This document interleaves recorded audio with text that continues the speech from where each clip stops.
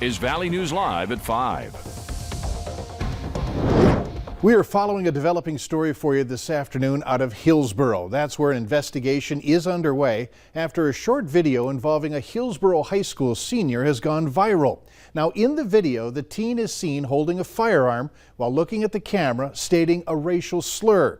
It's unclear where or when the video was recorded, but Hillsboro's public school superintendent, Paula Suda, says she got the video in an email on August 30th. Suda says the incident is under investigation and that the school is working with law enforcement and the family involved. The superintendent also says the district has been in contact with students of color and their parents because they were concerned about their safety. Our question was whether the student in the video is allowed on school grounds. To that, there has been no answer. We put out a call also to the Trail County Sheriff's Office. Haven't heard back yet.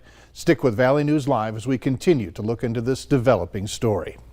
Well, just in time for the long holiday weekend, the rain has moved on and the dry out is getting underway. For those with plans, let's toss it to Hutch right away to find out what's to come.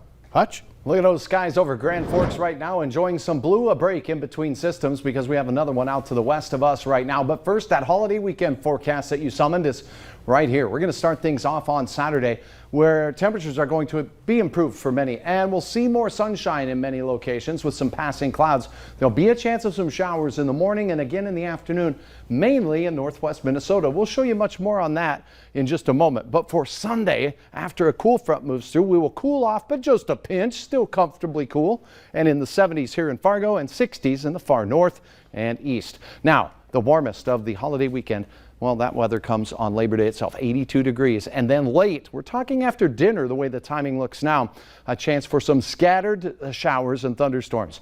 Here's a look at what's going on right now. The capital city seeing showers and a couple of rumbles moving toward them. So it's over 200 miles away from us, but it is moving east, mainly along and south of, say, Highway 200. It's where the best chance will be for sprinkles. More on that in the hour-by-hour forecast. But this evening in Fargo-Moorhead, we're expecting temperatures to sneak into the 60s. In Grand Forks, we're expecting those 60s and even 50s as we get into the early overnight hours, as it looks pretty crisp in some locations up north. Mike, I'll have hour-by-hour details on that. We'll look ahead at that rain chance on your Labor Day here in a moment. All right, thanks, Hutch.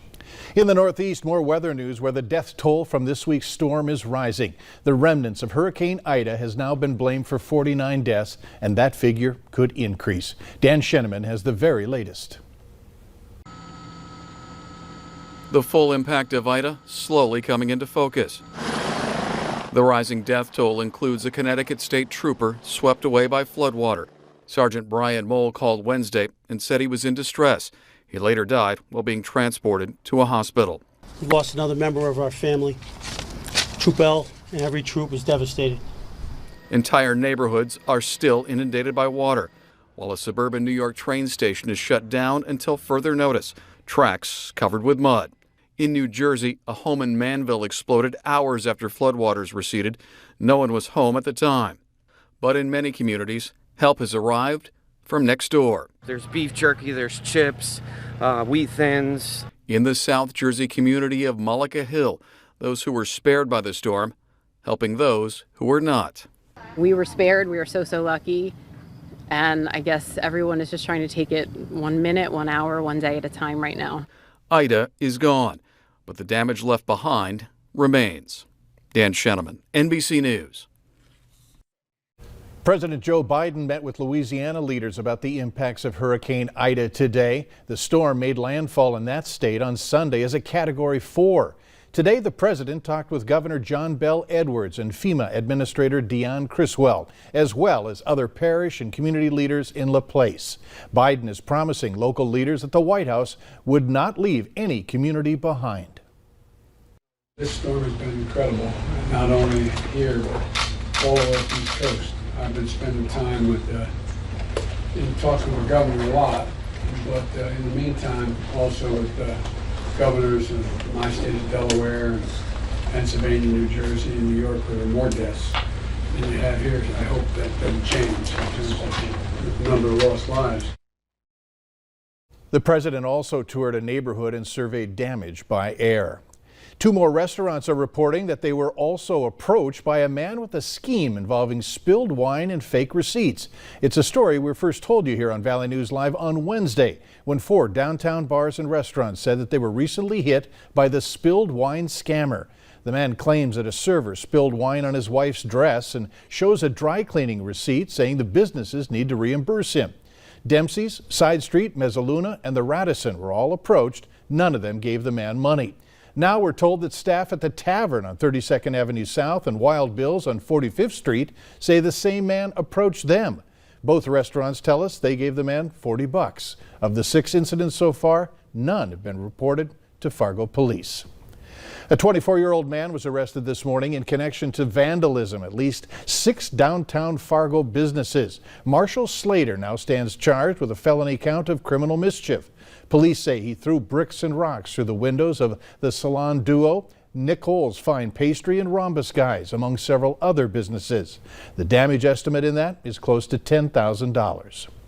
25-year-old Cornell Kreider has been arrested on several charges after Fargo police say he drove drunk in a stolen car last night. A caller notified police that Kreider was looking into vehicles and tried to open a couple of doors at the former Toys R Us parking lot off of 13th Avenue South. Officers found him about a mile away and took him into custody. He faces charges of possession of a stolen vehicle and driving under the influence. Minnesota state lawmakers and union leaders met today in support of Enbridge Energy's Line 3 oil pipeline.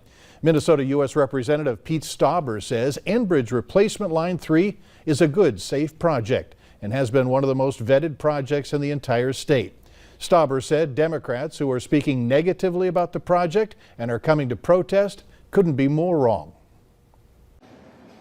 It's kind of ironic that we're having the squad come to this great state of Minnesota and talk negatively about this project. And it's also ironic they most likely flew on aircraft that jet fuel comes from the Rosemont facility, and they want to stop the energy independence. The Line 3 replacement will carry Canadian crude from Alberta to Enbridge's terminal in Superior, Wisconsin. Last week, the Minnesota Supreme Court declined to hear an appeal of opponents by Line 3. More than 700 protesters have been arrested or ticketed along the route since construction in Minnesota began last December. The American economy added just 235,000 jobs in the month of August. That compared to 700,000 expected by economists. Released of the monthly data this morning showed that the unemployment rate fell 1.2% in August. It was marked by natural disasters and a dramatic surge in the coronavirus, spurred by the highly transmissible Delta variant. We're the only developed country in the world. I'll say that again. We're the only developed country in the world whose economy is now bigger than it was before the pandemic. Because of the groundwork we laid with the American Rescue Plan, our vaccination strategy, we're seeing an economy and a job market that can weather the ups and downs of the Delta variant and anything else that comes our way. The Delta variant is weighing on consumer behavior and confidence, but economists expect any hiring slowdown to be brief. Fargo Cass Public Health says since September 1st, North Dakota is reporting 85% of people hospitalized with COVID-19 were not fully vaccinated, and that hospitalizations statewide are up 154% in a one-week period. Currently, 20% of diagnosed cases statewide are under the age of 18. Essentia doctors are reaching out to schools encouraging masking. They sent a letter to school leaders sharing concerns about COVID outbreaks. They write that the Delta variant has the capacity to make children very sick, pointing to southern states where roughly 2% of hospitalizations are now among children. The doctors address the controversy surrounding masks, admitting the science behind masking is quite immature, but saying that they still believe in the efficacy of cloth masks. Visitors are no longer allowed at the state hospital in Jamestown because of the surge in COVID-19 cases across North Dakota. The hospital will continue to assess the risks to patients and staff for COVID transmission. Anything dropped off for a patient can be dropped off at the main entrance.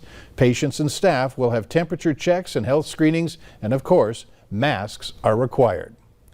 In response to blood shortage crisis, governors across the United States, including North Dakota Governor Doug Burgum, have honored the request from several organizations to proclaim a state blood donation day tomorrow, September 4th.